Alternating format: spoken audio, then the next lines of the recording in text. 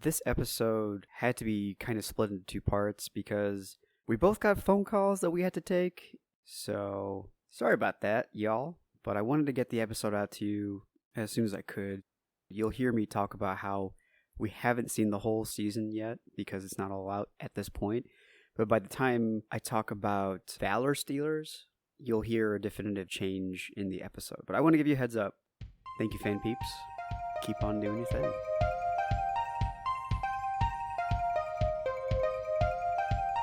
Hey fan peeps, this is your podcast host Kunal here. I started this during the pandemic, and in this podcast I discuss my nerdy thoughts and hobbies with you, with the occasional special guest. From anime to Zeppelins, we talk about it all.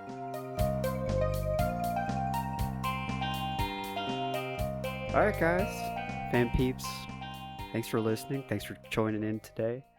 Got another repeat guest, Andrew Diaz. How you doing, sir? What's up, dude? Not much. Just recording a podcast. No doubt. It's called a bad joke. It's how we open up things. So today's kind of a fun episode. I mean, it's always a fun episode, but today's a fun episode because one, it's returning guest. Two, you're actually in front of me this time. Yeah, we don't have Zoom audio issues this time, I think. We don't have Zoom audio issues, and we're not like social distancing for potential chance of exposure and stuff. Now it's like we're outside of the COVID days, or at least mostly outside of it. It's still going on. I think we're actually still in a pandemic. Technically, I think we are. Which I don't think anyone's even asking, like, are we lifting that? No one's asking. Yeah, We're just like, fuck it. It's like I go to restaurants now, and I sometimes see people wearing masks, and I'm like, oh yeah. Yeah. That's a thing. Yeah. And like whenever I've flown since it started, I've 100% worn a mask and stuff. But it's nice to get some breath around it, but we do need to still take it seriously, for sure. Sure. But yeah, so background of how this episode really started was because it was like end of January or something, like mid to late January. We got together. We were getting some ramen. And you asked me a question because we were just catching up because it was officially like the new year. Yeah. And you're like, hey, man, like, have you caught The Last of Us? And my answer was initially no, because I remember playing the game. I remember loving it. But I knew that I had a feeling that Hollywood would take it and just, one, destroy it. Number two, oh, ye of little faith. I know. And here we are. We're doing a whole goddamn episode about it. Just give me some time. And that they would just make it super gory. And I'm glad to say that after you talking to me that day, I gave it a chance. And not only did I give it a chance, I binged it in an entire weekend up to like the 6th episode at that time. Yeah. And I was like, God damn it, I'm an idiot. Yeah. Now you're simping for Pedro Pascal. I mean, who isn't? Yeah. Tio Pedro is our dude. I mean, the guy has had an amazing, I guess, since like 2018, 2019, he's just been doing nothing but good things. Yeah. The only, I think, breakout performance of his that I've missed so far has been Narcos. Have you checked that out? I have. I caught it when Narcos starts out with Escobar, and then they do other stuff after he dies. And he was great in that. I loved him as he's a very, very likable DEA agent. He's in the spoiler alert if you haven't watched the show. I have no idea. I haven't watched it. It's like in the first 30 seconds. Oh, never mind. So like he's like, you bastard. I mean, you're the bastard for putting me on like that. So that reminds me, this entire episode is going to be spoilers for said video game of The Last of Us, and also the show up till episode 8. So the final episode comes out, I think, this weekend. Yeah. And we're recording it after the 8th episode just dropped because they slated 9 episodes for this first season. Yeah. Kunal didn't do his homework for this episode, so we sat down together and watched episode 8. Yes, and I'm glad you did. Again, I will fully admit that because I was having, just you turn 30 and, you need to take more care of yourself. Now, still running in the mind of a 29-year-old. So, This is becoming the Out Kunal podcast. The Out Kunal. just outing you for anything, any transgressions. Any and all transgressions just recorded within 1 hour synopses, like that come out once a month. Yeah. Just to fuck me up. But yeah, like getting back to things that are not completely assassinating my character. I totally stole that line from my dad the other day. It's just a long story.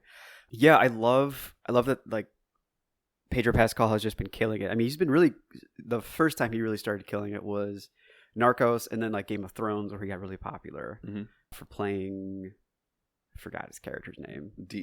Sexy DEA agent, apparently. No, Game of Thrones. Oh, Game of Thrones, sexy Viper guy. Yeah, Oberyn Martell. Oberyn Martell, that's right. From he's playing Dorne. From Dorne. Did that, and then he'd play the Mandalorian, which honestly renewed my faith in Star Wars in a lot of ways. I'd agree. Yeah, yeah, for sure. But yeah, let's. You want to dive right into it? Yeah, go for it, man. Lead the way. Before we do that, speaking of just simping for Tio Pedro, definitely go watch the SNL show that he hosted this year. Solid. If you find a clip that's bad from that hosting, I will buy someone lunch. Like that's how good. That's how good it was. We were watching it this weekend. Yeah. In fact, you came out, and the gang came out and hung out with us this past weekend, and we're like loving every minute of it. I was genuinely surprised because typically an entire episode of SNL has like 10 skits, I feel like. Something like that. And it's like maybe one hits every episode at minimum. Like and then like when a great guest comes on and the writers just do everything right, maybe you get like 2 or 3 good clips. Yeah.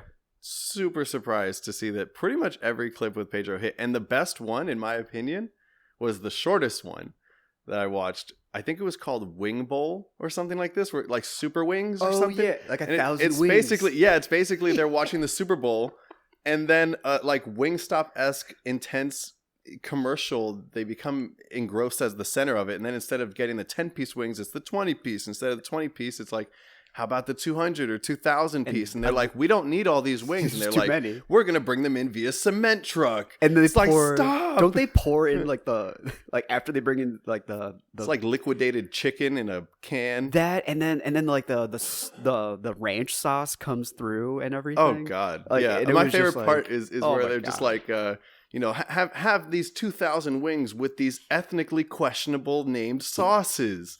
Like Jamaican me crazy. And I was like, what that underrated line, dude. Underrated line. Yeah. So, honestly, solid episode. Yeah, it was a lot of fun. Plus when he plays the grandmother. That was very accurate. Let me tell you, as a Dominican Cuban American male, like who has like the experience of like my mother's from Dominican Republic directly. Mm-hmm.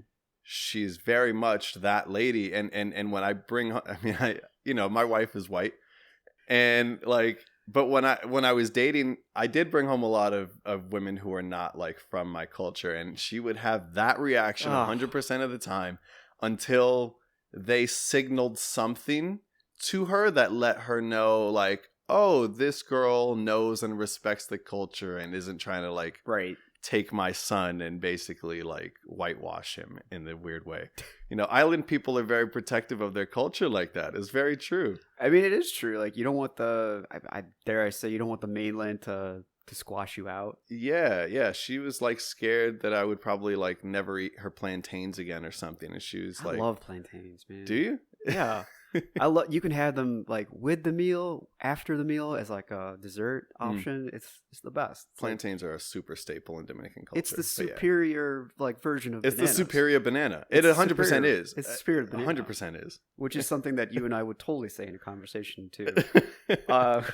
Getting back to on track, because people came here for The Last of Us. As much as I'm happy that sketch is so true, whenever I hear that they're going to make a video game series or anything into a movie, and you curse the gods. I curse the gods. I turn into Kratos. I'm like, I just was like, let me Zeus face me, and it's like Sony Picture Studios. Oh my God! Like in our childhood, basically for the most of it, or parts of it rather. And I'm like, okay, it's too whimsy. It's too fantastical. It might be not even the hyper violence, but just like they just will do it to make it like profitable. And I'm like, okay, you're basically, i.e. like Assassin's Creed. Dude, this is exactly where my brain went in terms of failed movie franchises. Okay, good, it's maybe one of the worst examples in recent history. And I love Fassbender, and I love that Assassin's Creed series. It's kind of crazy that I haven't done an episode on Assassin's Creed yet, to be honest with you. But yeah, whenever I hear that, I'm like, just make an animated version, make it good, and kind of sign off. Because like DC's been killing it in the animated films. Mm-hmm. Marvel's been killing it in the live action films, is my opinion on that. But you convinced me really, really well on that day of having ramen. So I was like, okay, I'll give it a shot. And something that really like hit me strong about it was I remember there's a famous voice actress that I enjoy her work, and she's shown up in a bunch of different things. She voiced Tiny Tina in Borderlands too, and her name's Ashley Birch. Gotcha. Yeah, Okay. Really, Yeah. really has blown up since we both like left college and everything. And so I'm not doing shit with my life apparently. I mean, like same here. I'm running a goddamn podcast. What else am I doing? Like, yeah. She's like she had this really interesting point, like the Watchmen movie. Mm-hmm. Sure, it went to the other degree of like nerds did it almost page by page in a lot of ways. Mm-hmm. But by doing that, you're kind of losing some things, because when you're pushing it to a different medium, you have to do things differently. Mm-hmm. And that's what I'm really glad the TV show is doing so far, and we're going to get into that for sure. They've done a really good job, because you have to cultivate the emotion and setting in a different way. It has to jump literally to your eyes in a different form or facet. Mm-hmm. But yeah, I want to hear your points of like why you like the Last of Us show so much so far.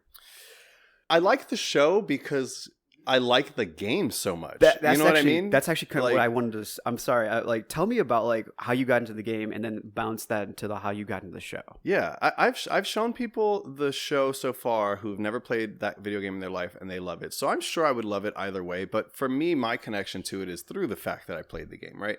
Mm-hmm. It was the first PS4 game that I had ever played. I didn't know that. The second I got a PS4, The Last of Us Remastered came out. Mm-hmm. Fun fact was that they remastered even the soundtrack to the game, and they launched the PS4 with these headphones, the white like 7.1 surround sound headphones. When you turn on the game, that double string guitar intro plays with that beautiful little riff. Santo Alo. Right in my head. Oh, is that the artist? Or that's the artist or composer of it. Right. So, I just remember instantly something about, when a sound really burrows its way into your subconscious, it's like, I think I'm just going to make a little home right here. Yeah. Like 100%. That just 20 seconds of it just instantly was like, something's going to be different about this. And when I played it, it was like the first experience I had where I felt like I was actually playing a modern piece of film or art or something that I was in the middle of. And so it was one of my favorites, just artistically. But then on top of the fact that it had such a, let's say, complex way of delivering to you towards the end, that like, yeah, you're playing the main character, but you're not the good guy, and you've never really been the good guy. And no one is really. Right, no one is. And the show is doing a great job of making you remember that like no one's the good guy without being cheesy about it. Yes. You know what I mean? Like, one of the characters who I think is really contentious that comes up now for TV show watchers is Kathleen. Yeah. Because she wasn't in the games. That's another thing, too. Like, they don't even call Fedra as a name was not in the game. No, it was. Was it? Yeah. It was in the game. It was in the game, but it's been too long. Maybe it might have been a different organization name, but I feel like it could have been Fedra. Right. I feel like it slipped in so well. It kind of works. It works. It was a background thing. Fedra, for the most part, was sort of just the mechanism to describe why the Fireflies exist. Right. You know what I mean? Like, why is there anarchy in the first place? Well, because the government tried to reestablish itself through a military organization. And it essentially just became super fascist. Right, exactly. Yeah. Surprise, government. Whoa, I didn't see that coming. No, but what I'm saying about Kathleen is that none of us did. In terms of like, they're not being a good person, it's like, Kathleen's character's existence shows that like good people just don't survive in this world. Yeah. Her brother was a good person. He's dead. You know what I mean? The two that Kathleen are chasing, oh god, I'm forgetting their names right now, but the brother pair from that episode. Yes, yeah. The little brother's good, but he's innocent because he's a child. The older brother, he's not good. He's a rat. He's not a good person. In the game, and we're gonna definitely talk about. I've labeled some differences, but that's one thing they did very interestingly in the show, because in the game they're just two brothers trying to survive. In fact, the younger brother is more of a preteen. Yeah, and he doesn't have any auditory impairment. Right. So like it's kind of a different switch. Their parents are dead. They're trying to find their relatives. They were with a group and they've lost the group. They're just trying to survive. They're kind of just a passerby. Whereas if you did that in the show, people would kind of forget them. Yeah. They would not have any like the why should we care about these people? Yeah, because you don't really play the adventure with them. But all that to say that, like, you know, in the show and in the game, they're doing the same things that make me love it. And it's not just about sticking to what they've already written, but they're just showcasing, I think, some very real parts of how we would probably behave without being preachy about the messaging of, you know, this girl's the hope for humanity. It's really never even done that once to try to be like, not at the all. world's about her. It's you know, Joel finds her important because he sees her as a way to deal with his loss. It's a way to, right? like, it's a young girl around the same age. Yeah. He can heal from the trauma. This is one of those things that I incurred. feel like anyone who's lost someone ever, if you play the game or if you watch the show, if you've lost someone who means something to you, then you're going to connect with this thing immediately afterwards. I mean, no matter what. Yeah. Yeah. And so for me, that's where it's at with me.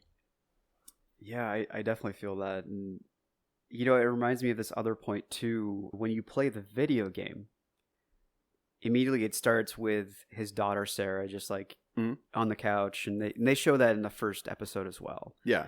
They do an interesting thing that you pointed out when we were eating dinner that night and said they show you like her getting the watch for her dad and going to getting it fixed, her going to school, her doing all these things, her swiping cash from her dad's drawer to pay for his own gift, which is hilarious.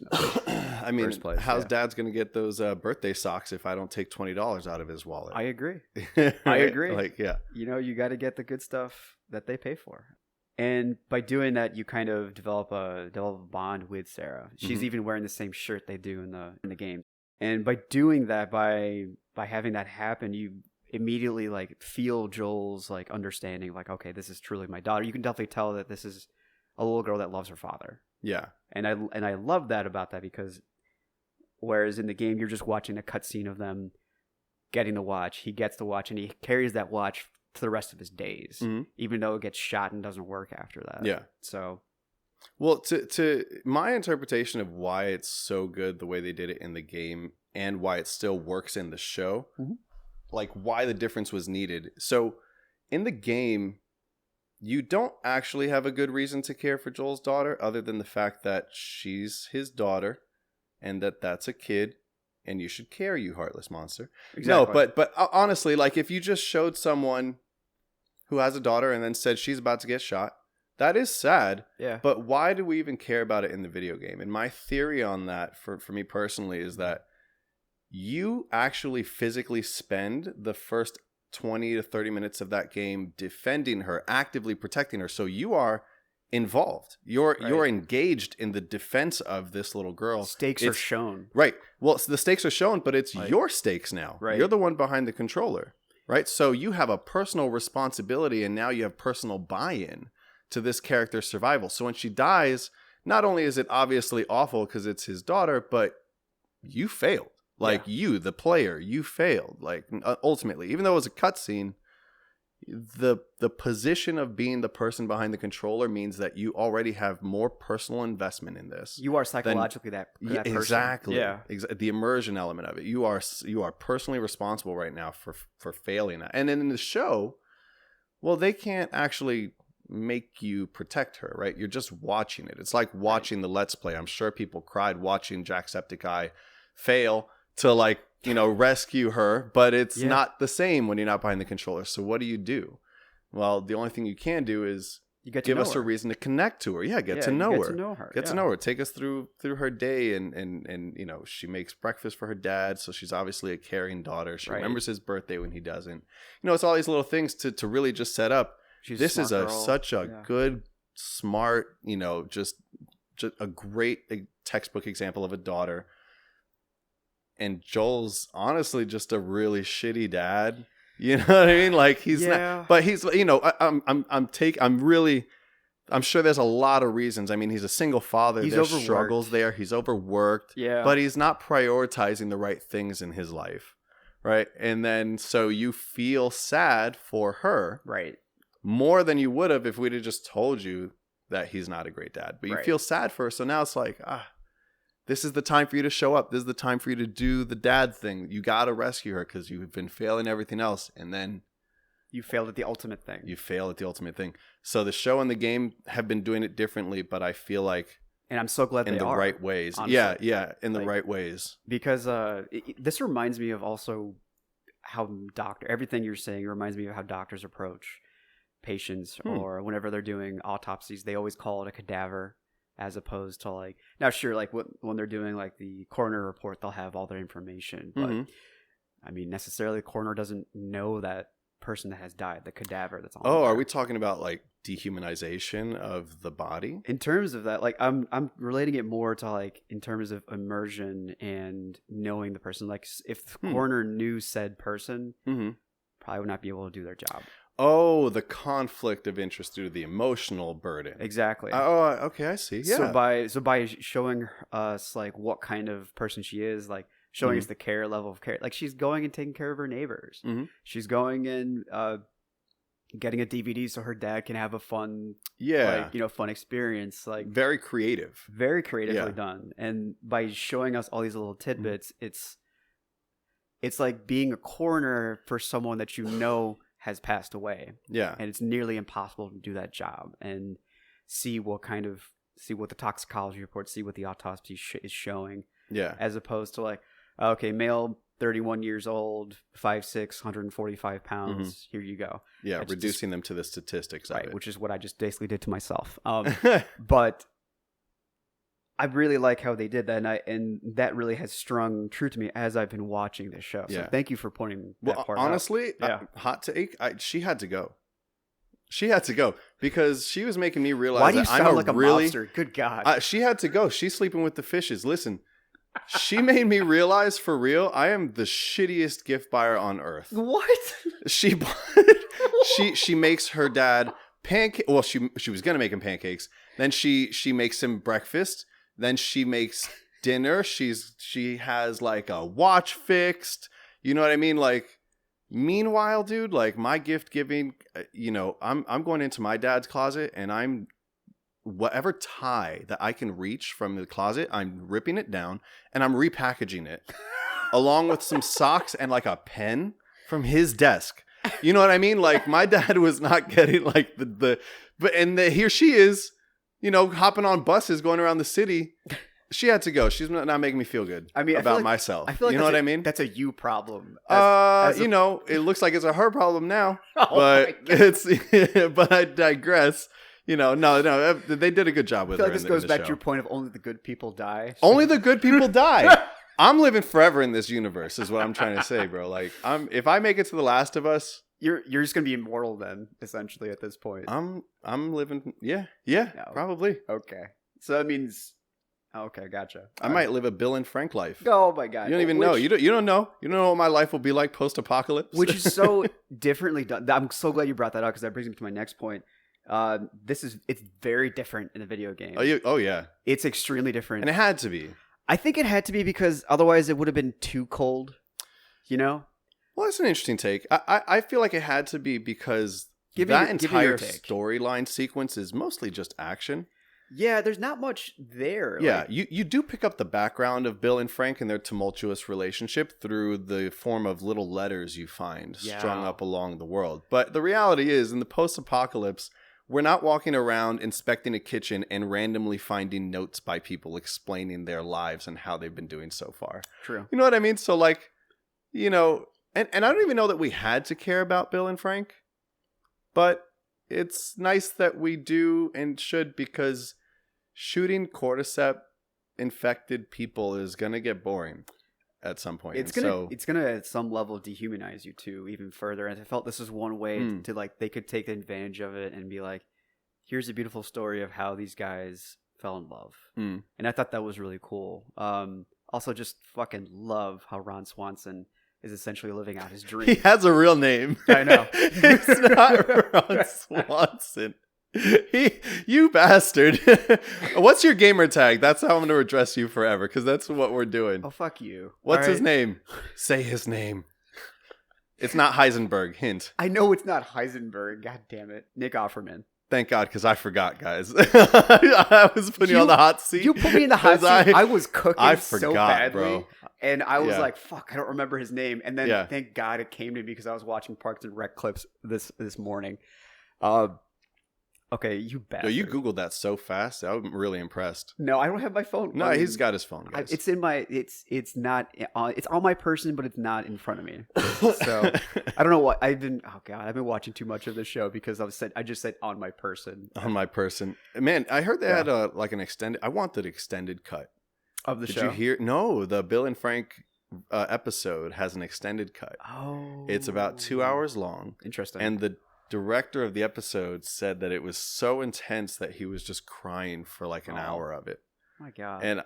And I'm here for the pain. I don't know why, but I really, It's also just good to see a queer representation on the screen, honestly, and like just like a very kind way. And these were people that just fell in love. I love that. I do like that, but in a different way that I think I feel like when people say that, I'm not transcribing that upon you, but I feel like when people say that, they just mean that they're just happy to just see, the representation in any capacity.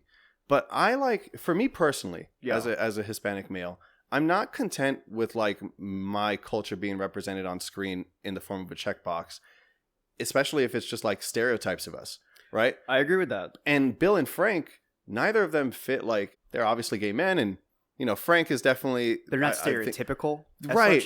Yeah, they're not making caricatures of gay people, right?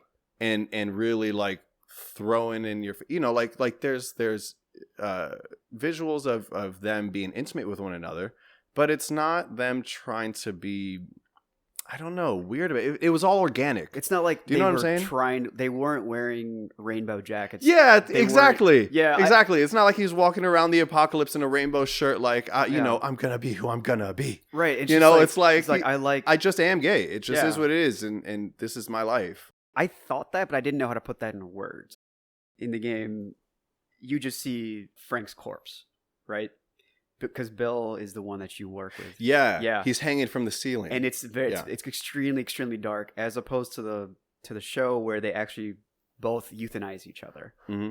I thought it worked for the show, and it was actually like a respite, honestly, like it's just a repose for these two people, just to get some calmness in their life. I thought that was really cool. Mm-hmm. But in the game, it was far, far darker, and it almost like. Bill and Frank's part in the game. I mean, Frank, we don't really get to know Frank at all. Honestly, we just get to know of him, like you said, from the letters and from his interactions from Bill. But all he does is just cut him down, says something snarky, and then walks away after that, and that's the end of it. We don't hear about them at all after that. Yeah.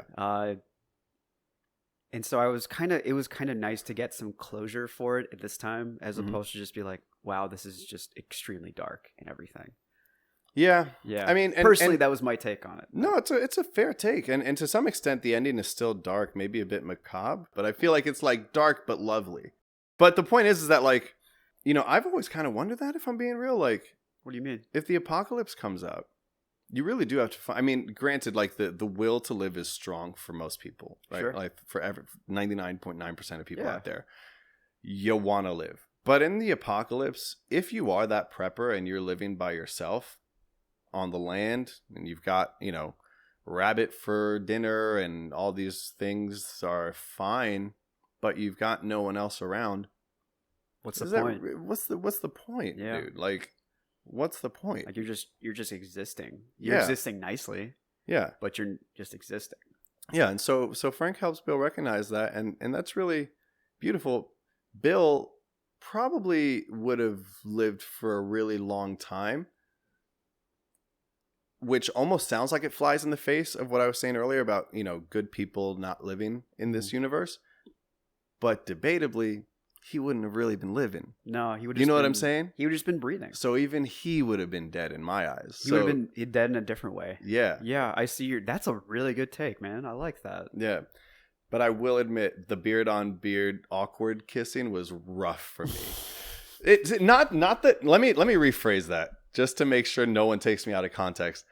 The kissing wasn't a problem. It's the awkwardness, because obviously it's his first time with another man. Yeah, because he's been repressed this whole time. And I don't like watching anybody's first kiss. Okay. There's not a single good first kiss I've ever seen where it's not like awkward. They don't know what they're doing. This is so weird. You're like not sure where each other are at yet. Yeah, you know what I mean. Like people have different styles of kissing. People are different. Yeah, you ever see two people go in with this different styles of a kiss, and then it's like, one's like more tongue, one's like more lips. Yeah, like, yeah. I can't believe I said that out loud. Thank God Frank was just like, go take a shower.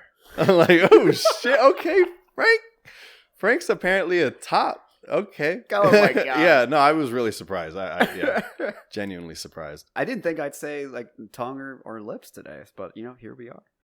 You know what I do miss though? What do you miss? If definitely not that kissing scene, but what I do miss, you miss the awkward. You didn't like the awkwardness of it. I could the respect awkwardness that. of it. Yeah. I mean, I could that. give a shit about gay people kissing. I just mean like the awkwardness of a first kiss is weird. It's weird for anybody. What I miss is the one thing that you can't replicate that is important in video games, besides the action, is the banter. Like when you're walking through the world, you pick up one of Ellie's comic books. Yeah. And she's like, "Oh, fucking sweet! Is that issue 16? Survive and live. Survive, live. Yeah, I don't know. Something super ridiculous. Yeah. Oh no. Oh, what's the name of the comic? No. Like Cosmic something. Yeah. But point is, she'll pick up a comic, and then Joel will be like, "You really read this shit?" And she'll be like, "Hey, it's actually really good." And then as you're walking through the story, she might be reading it aloud, and Joel will make a comment towards it. And I don't know. There's just something that like. Again, just brings the tension down from how awful things are. See, I completely disagree because I think they've done a great job of it in this. So in terms of grabbing certain things and doing that, yeah, you can't do that in there. But like, there's parts where she's reading the joke book to him. That was well done. And then the part where they're in the car and she finds the play. It's literally like almost. Oh, it's shot for shot. Shot for shot. Yeah. And you've seen this.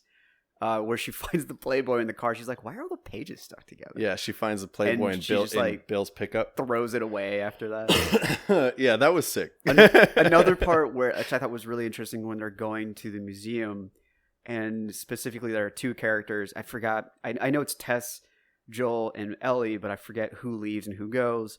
And there's a moment where like you open the door and it's straight out of a goddamn video game. There's just a bunch of rocks that are there. And he goes around. He's like, I'll just go around and try to open it from the other side. And they're talking. And eventually the third person comes around and opens the door. He's like, okay, ready to go.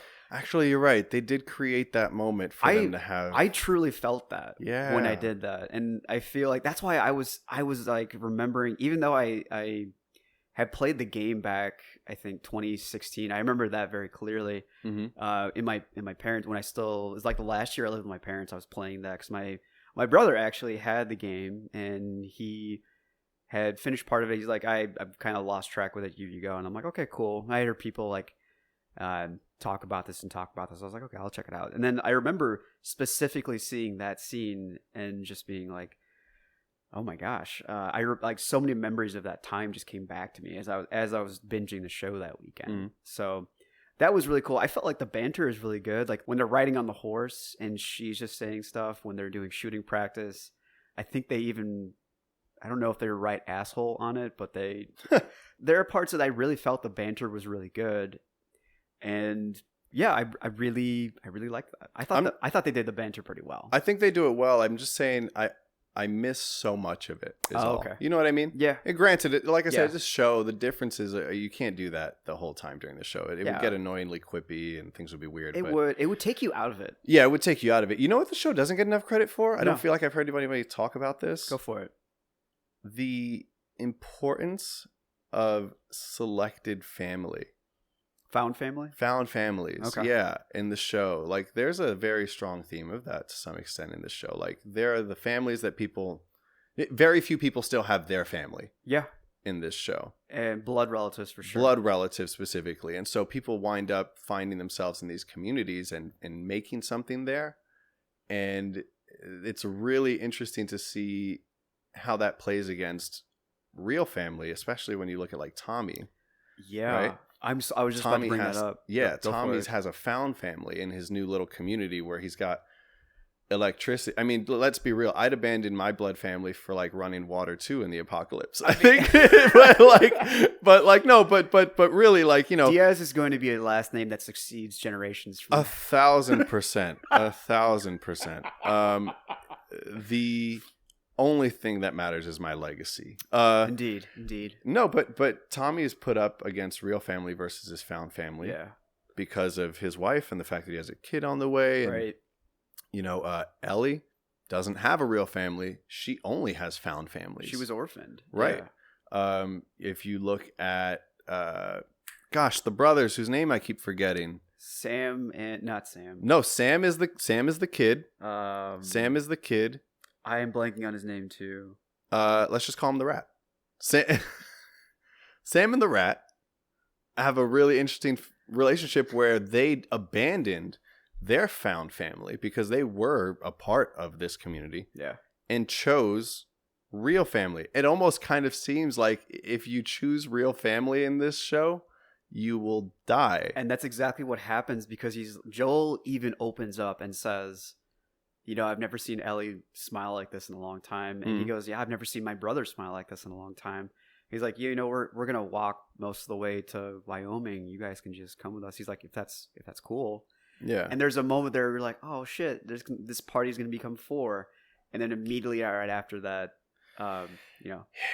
That was a well done. Yeah. Oh my God. It was so good. Honestly. And it was very similar to the game too. Very similar to the game. Can we talk about scenes they haven't done as well as the game? Before we do that, there's one point I do want to come to that, but go ahead. Before we do that, specifically when you mentioned Tommy and how he goes to the dam, in the game it's very different. He has been gone for like a decade or so, at least almost 2 decades, I think. I don't believe he was an Army Ranger in the game. I think it's implied that they are both definitely like military or ex-service. or At least one of them is, you know. I always thought that Joel was in some capacity, but I don't remember them officially saying that. It's been a long time since I played the game, and I was more trying to collect my thoughts on the show rather than the game for this one. But him being an Army Ranger was really interesting. And again, like I think it brings to this earlier point of they're trying to show you a level of urgency. It's only been 3 months since he's contacted him, and at this point he's like, I don't know why Tommy hasn't checked in. I don't know why he hasn't done all this stuff. And there's a moment in the game where they specifically say, he's like, how come you just left me for decades? He's like, because I still have nightmares of what we did, Joel. And they say that same line here, but it's different in the show. In the show, he's not judgmental. In the game, I feel he's more judgmental because he's like, we did so many things that were incredibly fucked up. And I thought they were going to show a clip of what they did. I'm kind of surprised. That would have been amazing. I wish they did that. Yeah. I don't know if they're going to, like, they could show it in the last episode by the time this airs. So who knows? But I wish they did that just to ground you into more like what Joel did and what they all did, in fact. Yeah. Because it's a really interesting point, actually. Thanks, because really, so obviously they've gone out of their way to establish that Joel can be violent. Yeah. That he is that guy. Yeah. You know what I mean? Like, you know, when he sees Tess with the black eye, he basically is about to just, you know, go absolutely ape shit on the people who did it, and she stops him, right? So obviously we're establishing that he's that dude. And in the most recent episode 8, spoilers again for people who haven't watched, but you know, he knifes someone's kneecap. Oh God! And almost pops it out in the pursuit of finding. You know, sound effects on that. The sound effects. Oh my God, they killed me. But doing all of that definitely takes, I think, the kind of fortitude that you had to have done it before. I mean, you're not going to go from never having shoved a knife in a kneecap to just doing that. Yeah. You know what I mean? Like within the first hour of finding out and there's like trouble. Not being shocked that you just did that too. Right. Yeah. You know, and then he bashes the other dude's brains in with an iron pipe. It's like, okay, obviously he's that dude. They're setting it up. But I really would love to get just a glimpse as to some of those horrific things they used to do. But I think that maybe, now that I'm thinking about it out loud, It's weird. it might put people against him. Because the beauty of the first game is that you really do think you're the good guy to some extent. Yes, you do. For the majority of the game. Like, okay, he's had this dark past, but this is a redemption tale, right? This is a redemption tale. Right? It's a selfish tale.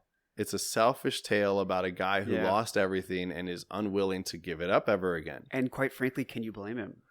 No, I don't think I can. Like, to a point. But we're jumping around a lot. Yeah. I feel I have heavy feelings that we'll have to talk about after the finale. But we can honestly make it a two-parter. I don't mind doing that. Yeah, we'll have to talk about the finale because I have some feelings about that shit. I have some feelings about that too. What did you think of the cult leader in the latest episode? So when I played the game, I was just getting off. I had a very weird TV run where I really liked watching MASH. MASH? Yeah. You 60-year-old geriatric fuck. Do you want me to get you your Metamucil? Will you be able to continue this podcast? It's actually in the cupboard behind me. So. All right. I'm not even joking. There's like a whole stack of it. We've actually taken several breaks because he has to pee all the time. Hey, that was before we recorded. Thank you very much. And that was why you do that before as opposed to after. Getting back to the goddamn episode, he reminded me when I played the game of a weird looking version of Alan Alda. Don't ask me why. Alan who? Alan Alda, Hawkeye. Hawkeye? Yeah. Wait. I thought Jeremy Renner played Hawkeye. Am I being an idiot right now? No, so his nickname in the show is Hawkeye. It's Pierce, guy who played Pierce. I'm tripping right now. Who are we talking about? MASH. All right, I'm gonna let him laugh. Dude, I was thinking about Marvel the second you said Hawkeye. All right, sorry. There's a character in MASH called Hawkeye. Yes. Remember that I'm not 60. Okay. So and then continue. Okay, I will. Regardless, he has a similar haircut. He doesn't really look a whole lot like him, but for some reason he reminded me of Alan Alda's character. Okay. And as I was watching it, it was creepy, and I remember him being just like kind of disgusting and horrible. The actor that they got to play the preacher did a really good job. I really liked what he did. The moment he starts talking to Ellie, I'm like, wow, you just come out swinging. Like, you just come out talking about how good of a person you are, how awesome you are. And you have no problem being abusive. And 90% of the people that are in that hall are women that he's probably sexually molested. Oh, were they really? I didn't notice that. A lot of them were women, of them appeared to be female. And I'm pretty sure he's probably fucking all of them in some capacity. It's probable. I mean, he wanted to do that to Ellie, and he almost succeeded too if she hadn't, broken free and everything. That's really interesting. I mean, a lot of those cults do go that way, right? Where like the person who's up front, 90%, like it's basically sex. If someone goes out of their way to tell you, like, "Oh, I'm a good guy, I'm a good person," nice guy syndrome is what you're saying, right? Like when people are like, "I'm a nice guy," like why can't I get with somebody? I don't think he was nice guy syndrome. I think he was just really good at being a cult leader. What makes a good cult leader? I mean, like I guess you have to be like entirely arrogant, right?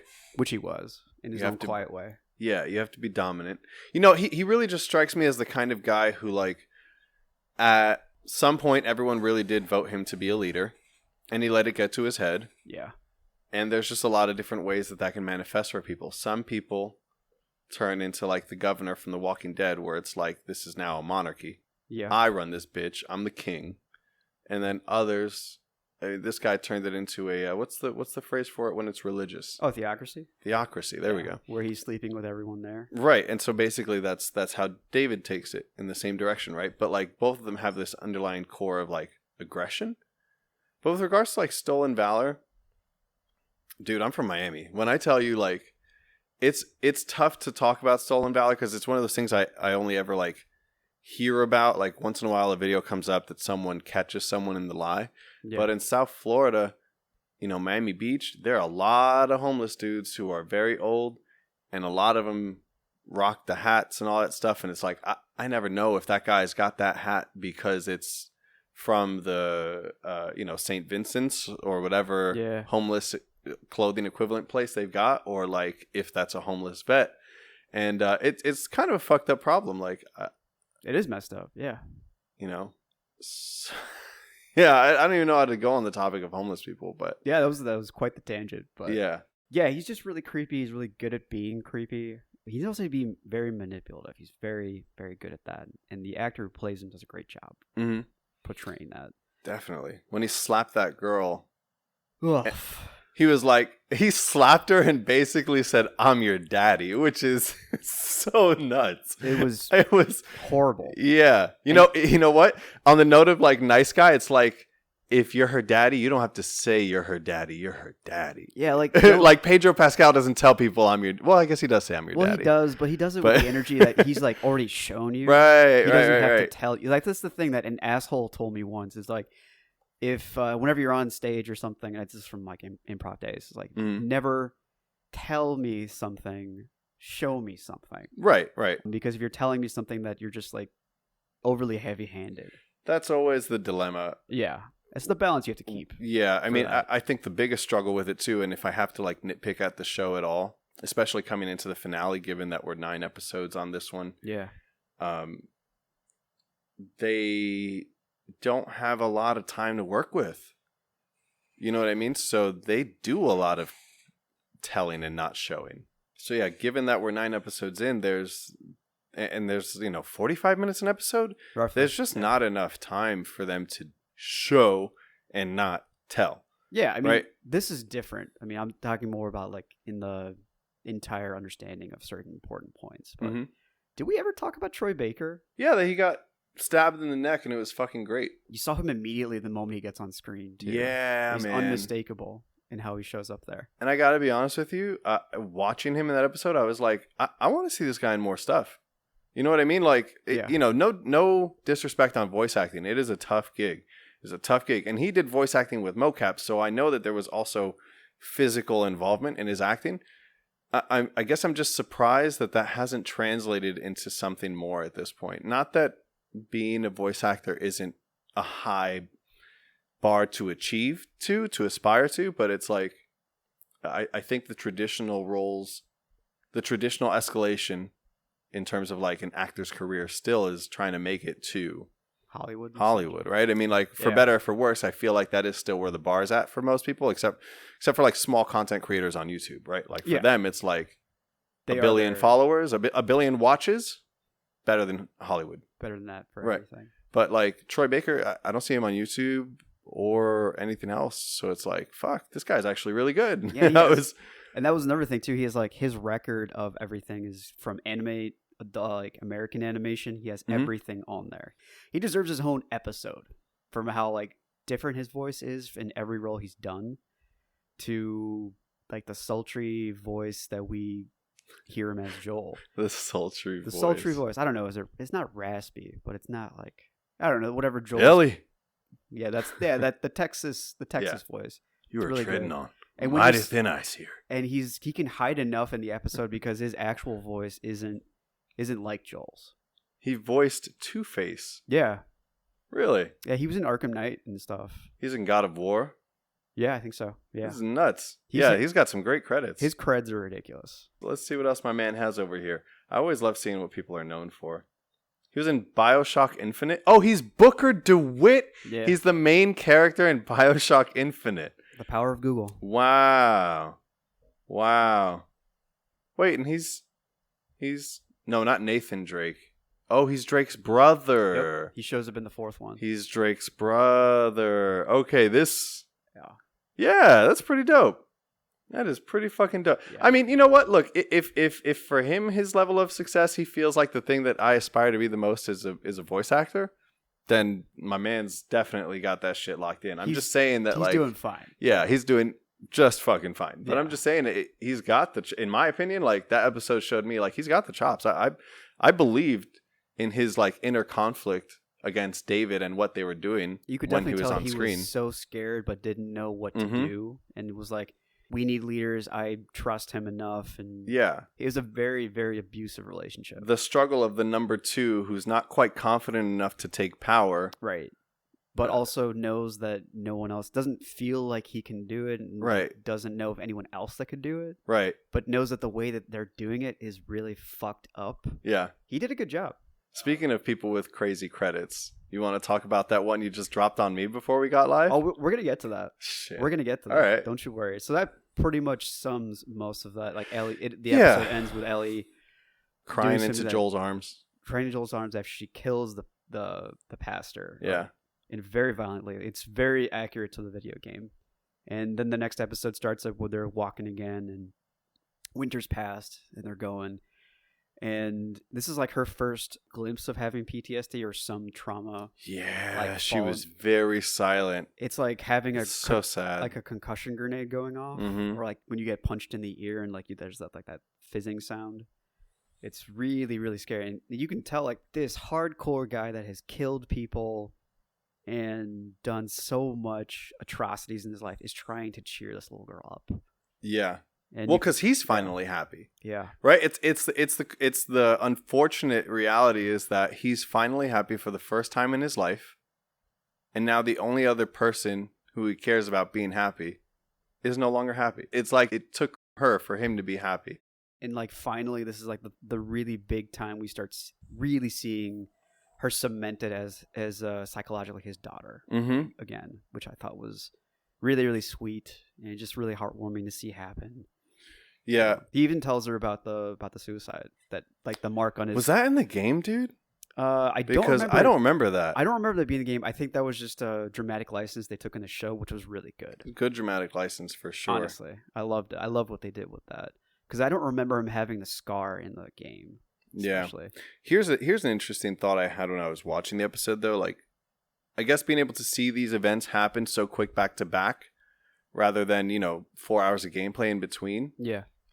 I had the thought that Ellie definitely has been like the whole time seeing the sacrifices made so far to get her to where they need to go. Right. But I really do think that the events with David really made her feel like, well, at this point, I definitely need to save the world. Yeah. Because not only, did I fail to save, oh Jesus, what's his name? The brothers. Yeah. Right. Not only did I fail to save them. Henry and Sam. Yeah. Right. Not only did Tess die for me, but like, if this doesn't work, like, what do I have left? The world is rapists and murderers, apparently, and fucking cultists, right? So it's like the worst people like climb to power. Like, right. There's a line I always remember from the Netflix show Daredevil. Nature abhors a power vacuum. So the moment who says that? Fisk says that. Yeah. Nature abhors a power vacuum. Like, that was interesting. Yeah. It's a tough one. Vincent D'Onofrio you have to have the voice for it, and I do not. What is it? What's the phrase? Nature abhors a power vacuum. Nature abhors a power vacuum. That's actually really good. We're gonna go with that one. Yeah. So I love doing. I don't have the voice to do that one. I can do other ones like the Musketeers. No, I'm playing the Musketeers. The Musketeers. Holy shitballs! That was a core memory unlock right there. My goodness, you really grew up in the '90s. All right, back to the depressing shit. He's opening up to her, and it's really cool to see all that stuff happens. But the intro is probably like one of my favorite parts of the episode. They brought back fucking Ellie. They did. And it's kind of the thing with pregnant as fuck. Ashley Johnson sounds so like her normal voice is Ellie. Yeah, there was no voice acting on her. And every time I heard Bella Ramsey talk, I would forget that she was English, and I was like, wow, she sounds so much like Ellie from the video game. And then to hear them both in the episode, now playing her mother, it's very surreal. Only through the power of switching mediums like this can this really like happen into like, which I thought was a really cool product. And the directors who made it, I checked out the episode on their podcast, and they were really happy they were able to get to do this because apparently that intro section. The creator of the game wanted to make a short of that intro part to bridge the gap of how Anna, which is the girl the Ellie's mom that she's playing, the lady that she's playing, it got shelved. It basically got put into developmental hell. Is that right? Yeah. So when the directors who were making the show for HBO found out about that, they were like, "We are fucking doing this because this story sounds dope." It was really good. You don't ever get to meet Ellie's mother in the games. You don't even know. You just know that Marlene knows her somehow. And somehow you have this girl in your care. She's your ward. Exactly. And that's literally all we know about that. I did find it kind of weird that she delivers the baby so quickly, and then like the baby's out so quickly, and she just there's some weird parts that were happening there, but they did that. That's fuck it. That's nothing. I won't even pretend to know how labor is supposed to go down, how I don't quick know either. it goes. Yeah. The only thing I'm surprised about is that I didn't hear a little baby head thunk on the wood. If it just kind of, I think they just edited past that or something. they did probably just edit past it. Yeah. They didn't hit us with the House of Dragons, Oh god. afterbirth scene. You know, it's weird you say that because I was thinking about that. I was thinking They about could have went in. the Game of Thrones. Like, Yeah. When you find out that Lyanna Stark is Jon Snow's mom and everything. Oh, okay. There's that. That kind of reminded me of that. So it's really weird you bring up Game of Thrones in that. Well, I was thinking of House of Dragons in particular. I know. Have you watched that one yet? No, fuck no. No. Fuck no. Fuck no. Why would I waste my time on that? Oh No. boy. Oh boy. That's a hot. That's take a on my head. very hot take. Yeah, I don't. I have, could cook bacon on that take, You bro. can. That shit is and hot. I will eat that bacon and put the bacon fat in the Brussels Haram. sprouts. I I will cook that in Brussels sprouts. I do not care. All right. That's for another day. Just another part for Ashley Johnson. She's like a really, really good voice actor. So she's done a bunch. So here's the part that you've been wanting me to say. Let's talk about that because I Okay. also want to comment on good voice actor. Here's the thing. If you ever grew up with me on this podcast or in my generation, you grew up in the 90s. And if you grew up in the 90s, that means you saw the show Recess on Disney Channel. And guess who voiced Gretchen on that show? It was Ashley Johnson. Gretchen, tall girl, big ass round glasses, strangely oblong head, Buck teeth. buck everything. teeth. Braces. Her tagline, whenever they would ask her something, was like, "Hey Gretchen, how much do you know about this?" And she's like a progeny genius in science, and she's like, "Oh, like more than a master's, less than a PhD." And then when I heard that, when I looked it up today, I was like, "God fucking damn it, that is her, isn't it?" What's good voice acting? I genuinely have to know because when I hear like good voice acting, now I think Troy Baker, sure. But I also think people like Crispin Freeman, and I think people like who's the guy who did he does D&D on YouTube now, and he does Critical Role, Matt Mercer, right? Who does McCree and a bunch of other voices. Like I think voice actors who have like range, like the guy who does like Bender. Also does Jake the dog on in Adventure Time, and he also did Fu in American Dragon, right? Jake and even Long. though they're all kind of similar voices, they have like a really unique creative sound to them that isn't just existing elsewhere. But like, Ashley, she's got the same voice. Yeah, my take for all of it. My take is this: like, range is important, and definitely Troy Baker's has a great range. Mm-hmm. Kevin Conroy would come in every day, though. I mean, he's synonymous with Batman at this point. Mm-hmm. Rest in peace. Did a whole episode on that. The part that gets me is like, if you're able to bring an emotion to the character, the voice will taper to that. So I feel like if you're going to have a good voice acting, you should have a good emotional pull for it, whatever that may be. Now, Gretchen, we don't necessarily have the biggest emotions for, because I don't know if she's terribly like an emotional character. I'd have to deep dive into Gretchen from Recess, but you get enough of the background and the emotions and the drives for those people, and I think that creates good voice acting. That's my take on that. I feel like with Gretchen, they really just drew what they thought was the nerdiest character possible for a girl with a very nasally voice. Yeah, and it was a show about like kids playing Recess, so like that's fair. I mean, how hard in the paint does it have to go, really? Right. I mean, like, okay. You also have to play the context of what you're doing there, kid. Like, that's fair. So in that era of that stuff, I feel like it was good voice acting. And I love it when they do that. They're like when they bring in voice actors to come on for a different medium and stuff like this. Because another one came into that episode that I didn't know about until today, actually. No shit. Who? Yeah. So Laura Bailey is one of the nurses. Who's Laura Bailey? Laura Bailey plays Abby in The Last of Us Part 2. Fuck me. Are you serious? I'm dead serious. So they covered I missed that entirely. I wouldn't have known. Is it the nurse who like turns around and they put the close-up on her face, kind of? Yeah, I think so.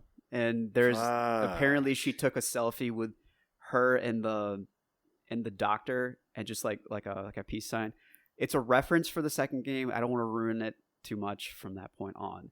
But, essentially Laura Bailey voices a main character in the next game, and it's intense. You gotta love the fan. You know what? This is fan service done right. Exactly. If I'm being like, they have brought in the people who were part of the original project, gave them their flowers by giving them a part on the show. Just like an honorary cameo and stuff like that. And they were able to do it. Now, sure, like schedules and et cetera come into play. But the fact that they got the main two and a future main is awesome. It's so cool. They really did a good job of doing that. Because it reminded me also in one of the X-Men movies, one of the truck drivers in part of the show actually voices Beast, so he speaks Russian, but they gave him a little part for that part of it. So it's like, really, yeah, I only know that because like on FX they had the DVD and a movie kind of thing, so you got to see the background and whatnot. It just reminded me of stuff like that, and I love it when they do that because that's kind of like they treat everybody like a family for that, and that's really heartwarming. Yeah, I like that. They're like the Madison Films of video game adaptations right now. All the homies are coming back for every single moment. Chubbs just shows up in the background. Yeah, exactly. They're all coming back every time. But on the note of that, like, so how did you feel about the finale? Did it hit you in the gut the way because you did play the game, if I remember correctly. I did. We did say you played the game. It was like 8 years ago, but I did play it. Yeah. The way I looked at this was like I knew exactly what was going to happen, and it was kind of like watching like a beautiful car about to get like utterly wrecked, and you knew it was going to happen, and you knew that was just a fixed point in time that you can't time travel and change. It was hard, especially like when they turn down the sad music and make Joel like basically like kill all the Fireflies and Marlene. It was really hard to well, I mean, I don't know if enjoy is the right word, but to watch sometimes, because I was like, my thoughts on what Joel should have done, it's impossible to ask him that because he's already lost so much and a daughter, and he just gained another daughter back, essentially, psychologically. Yeah. How can you ask him to say okay to that? But he also took away her autonomy in deciding that. So did Marlene. But so did Marlene. This is my biggest issue with the game, with that ending in general, is just like, give me your take. Both of these parties are removing her autonomy. Also, where's the fire? What do you mean? Where is the fucking fire? Why does she have to go do this surgery right the fuck now at this very moment? No chance for final goodbyes.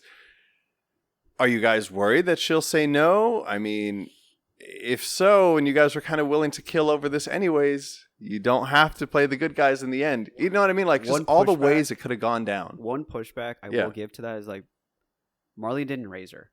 She doesn't know her. And she has to consider fighting a fascist government and making really hard choices. In the game, you remember listening to like her recordings and her diaries. Sure.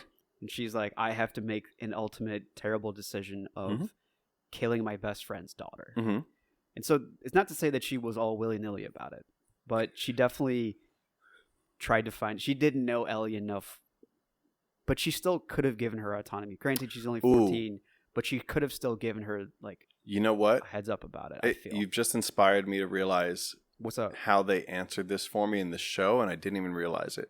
Go for it. In the game, they don't have the scene with Ellie's mom, right? Yeah, that's my point. Yeah. But what's significant about that scene is Marlene makes another tough decision as to whether or not to kill her good friend. And she doesn't at first, and then she does it very unceremoniously.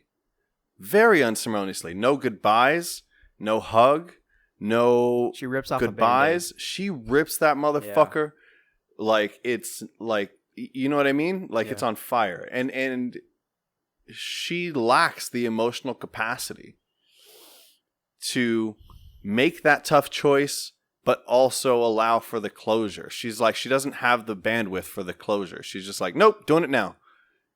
That's what she did with her mom, and that's how she's going to do with Ellie. Yeah. So in that respect, I think I understand the motivations of the Fireflies a little bit more now. With Joel, it didn't matter if he got a final goodbye or not. He was just not down for the idea no matter what. So I understand why he never made that recommendation. You know what I mean? Yeah. Because he just wasn't down for it no matter what the case was.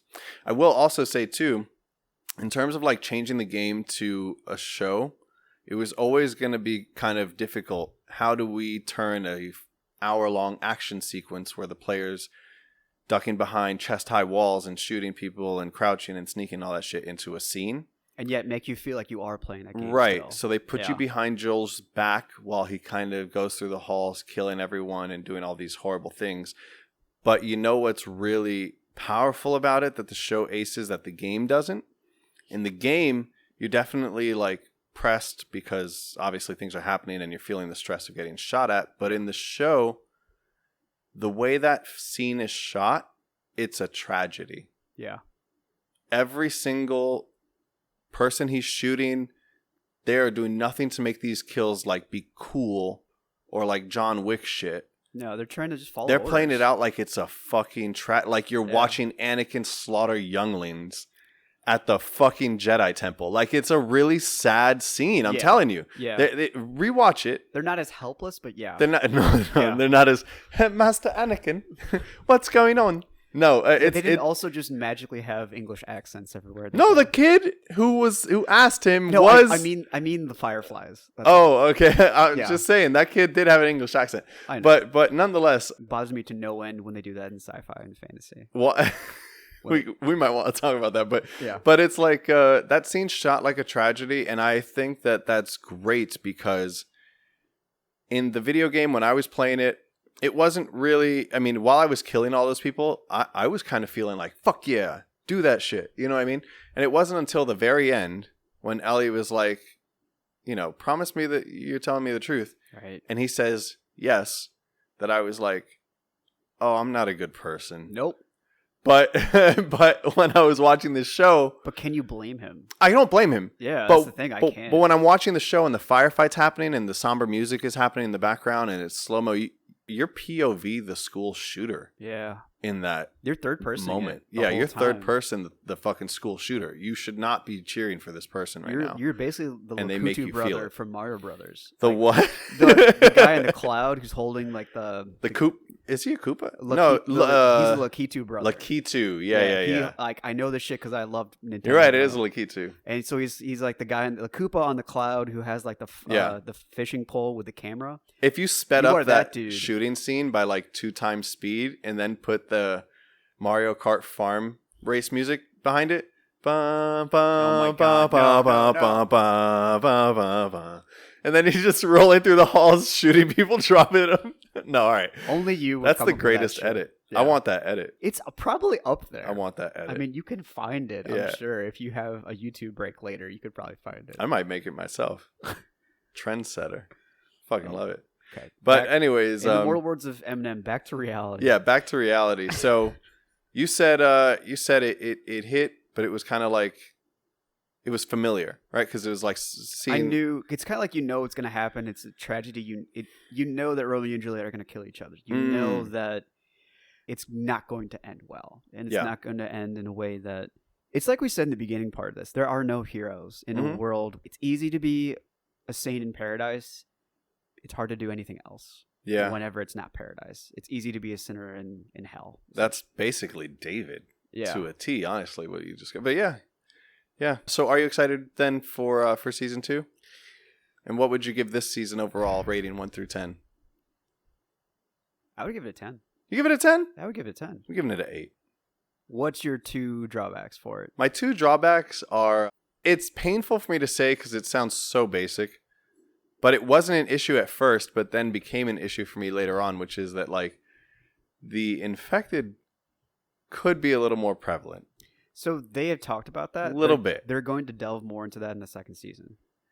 I mean, that'd be cool because the second season should be a lot of flashbacks too, right? Like so. Also, they wanted to set the stage. I give it a lot of birth or like length in this way. The fact that this is one of the few, if not the only, goddamn good times that they actually took a video game and put it to a TV show and did a good job. So I will give it all of the breath, give it the space, all the breaks, all the space for that. I'm with you. Now, 20 years from now, we'll have higher expectations. Sure. But it won't be one that I will look back at in that same way. I think I agree. That's valid too. I get that. I really do. Because like, it's kind of like when I watched History of the World Part 1. Like, it's Mel Brooks. I love Mel Brooks, but like, it's pretty dated. Yeah. Whereas like I watch Spaceballs, and since it's sci-fi, it's like in the future. I can work with that shit all day. Yeah. Like Yogurt the merchandising, Yogurt the microphone, Spaceballs the microphone. Like we got everything out here. I give it that because it's going to lead to better things. Okay, you're right. Yeah. It's trend setting. Not trend setting, I would but say paving the way. for its there you go. For its footprint that it's making in video game adaptations. And it's going to show people that we can take video games and make them really good. Yeah. You know, instead of just be like, it's a bunch of beep boops and Pac-Man. I saw fucking boomers. I think it was a TikTok or a Reddit post or something like that was like, dear gamers, why didn't you tell us that you guys were hiding like some of the best stories I've ever fucking read? And the comments were all just like, we've been telling y'all, but we just gave up because we're sick of hearing that bullshit. Yeah, we're sick of hearing like blaming us for school shootings. We're sick of hearing people talking about like, it's like, they're a bunch of like fat kids who stay in their basement. Yeah. I was like, I have a 6-pack abs, sir. You're 32 and still playing video games? Oh my God. Yeah. Bethany, look at this guy. You know what? Say what you will about your accent with Vincent D'Onofrio, but your white girl, amazing. Flawless. I grew up all around a lot of white girls. So it's really good. I feel like I'm feeling like intimidated by your white girl accent. Like, I'm not that good. I might call the police on you. Jesus Christ, I believe that one. I actually believe that for a hot second. I won't, because I'll get taken too, so it's fine. That's a good point. Yeah, we're both going down on that ship. We're not We're both going down on that ship. Brown party, man. So yeah, overall, my take on the series was actually really good. I really like it. I would give it a 10 just for the fact of like adapting it to a new medium. You have to change things, and I think they did a great job of that. I think that it was really good. I'm glad that you convinced me to watch it. Yeah, I'm glad you did too, man. I forgot I convinced you to watch it. Yeah, that's why you're on this episode. What are your thoughts on the overall? Yeah, man. Overall, faithful adaptation. I will say that, like, having hit the finale, having played the game so many times, I think the show really shined when it added to the source material. Like, thank you for being faithful to what made this great, but the best episode was the Bill and Frank episode. Bar none. Bar none, the best episode was the Bill and Frank episode because of the way it expanded upon the people living in this universe. Interesting. Close second followed with Sam and Henry. Close second for me.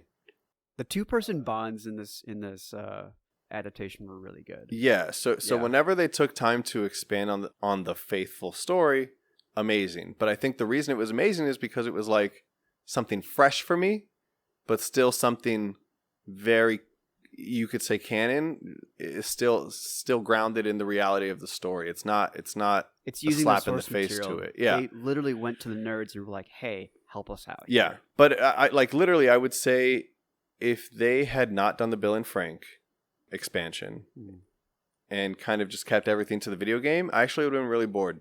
You know, until you made that point, I kind of agree with you. Yeah, like I'm sure that the regular non-video gamer audience thinks this is the best things in sliced bread. But like for me, I was like, this is nice to see happening this way.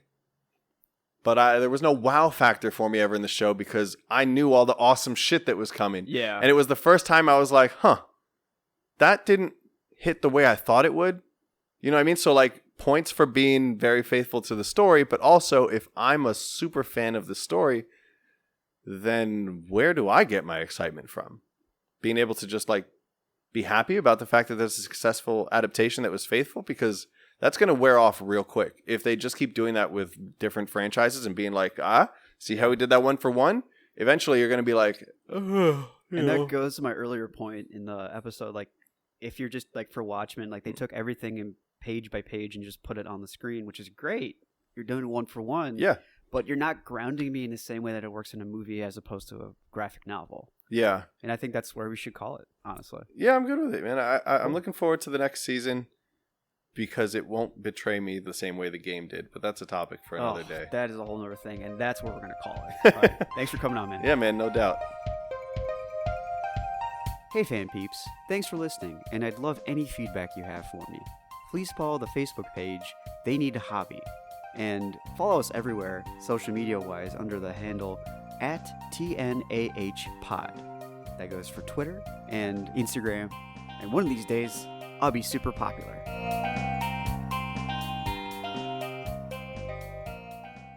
Nobody clip I am gay.